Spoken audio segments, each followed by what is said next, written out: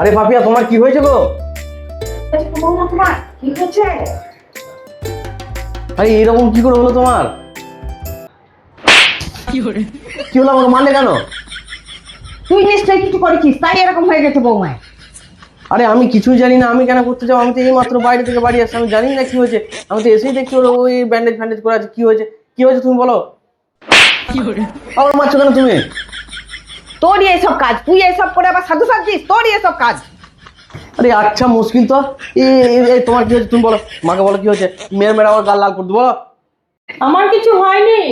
হয়নি বললে হবে? তাহলে এরকম কি করে অবস্থা হলো? হ্যাঁ, তাহলে এরকম কি করে হলো বলো। আমি ঘর পরিষ্কার করছিলাম তো। দেখছিস, ঘর পরিষ্কার করতে গিয়েই এরকম হয়েছে। তোকে কবে থেকে আমি বলছি একটা কাজের লোক রাখ, কাজের লোক রাখ, তুই তো রাখবি না, ওই কারণে এরকম ভাঙাচোরা হয়ে গেল। আরে ওই ঘর পরিষ্কার করতে গিয়ে তোমার হাতে পা লাগিয়ে ফেলেছো?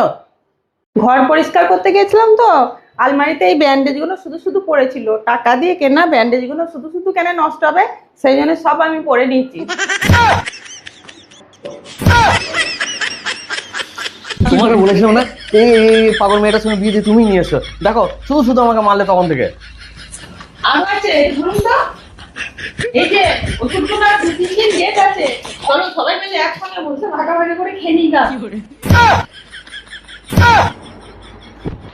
তুমি শিগগির এখান থেকে বিদায় হও তো। তোমাকে দেখলে আমার রাগ ধরে যাচ্ছে, এবার উল্টো পাল্টা বলে দেবে। আমিও কিন্তু সত্যি করে তোমাকে ওষুধ খাওয়াতে হবে, তখন মেয়েরা হাত পাবে না। যাও যাও। কি পাগলের বাবা।